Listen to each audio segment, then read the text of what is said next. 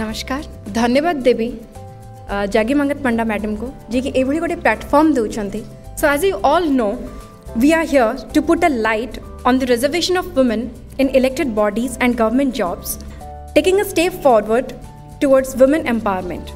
A woman is a creator, a nourisher. She plays a prominent role in different spheres of life. Women today can aspire for any position and status in the society. She has the power to work like a man and simultaneously take proper care of her child and running the household. She is the woman of substance. But it is sad to find that for ages, no matter to which nation they belong, women in general have been suffering from agony, distress, discrimination, apathy. The position and status has changed significantly. However, women continue to suffer in general even now. There is so much discrimination prevalent that a few women are forced to die young, few are killed in the mother's womb, few confined to their homes, and few are forced to sell their skin just to earn bread for their family. The practice of dowry and child marriages are still prevalent in many parts of the country, and hence there was a need of giving women a chance to come at par with men. After a long debate, the Parliament passed the Women Reservation Bill. This 33% reservation is undoubtedly giving a chance to women to come ahead and raise their voice and take a crucial part in the growth of the society. Moreover, fighting for women-related issues. It will bring a vast improvement in the status and position of women in the coming years. The leadership of women will prevent the abuse and discrimination towards women. But now comes the major point. Is this 33% reservation sufficient? I'll give you an example. For example, I am the owner of a petrol pump and I decide every day I'll give free petrol service to 100 people, and out of which 33 should be men. And now tell me, who are going to get this privilege? First, a woman who has a car or a vehicle that runs on petrol. Second, a woman who knows the technique of driving. And third, who is capable enough to come to my petrol pump on her own. So now the question is, how many are eligible to avail the opportunity?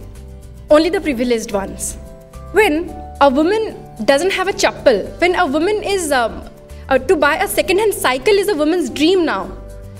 So how can we think of providing free petrol for them? So exactly, our first basic concern should be providing them an identity by giving them education, granting them equal and uniform legal rights. And the second concern should be stricter rules concerning female feticide, as ma'am rightly said, infanticide, discrimination, dowry system, domestic violence. These things should be priority over the reservation of seats. Without this, the reservation is purposeless. Else, only the privileged will get the benefit. And again, the women leaders who are coming ahead should make the most of their power and should dedicatedly work for the betterment of the society. And now coming to the reservation in the government jobs. Undoubtedly, it will make every woman self-sufficient and will provide them a chance to come ahead. But when a fewer girls are enrolled in school compared to boys, even fewer completing their school, even fewer getting a chance to go to college, and even fewer get a chance to sit for job interview, and even fewer continue with a job, then who is getting the benefit of reservation system? Again, the privileged ones.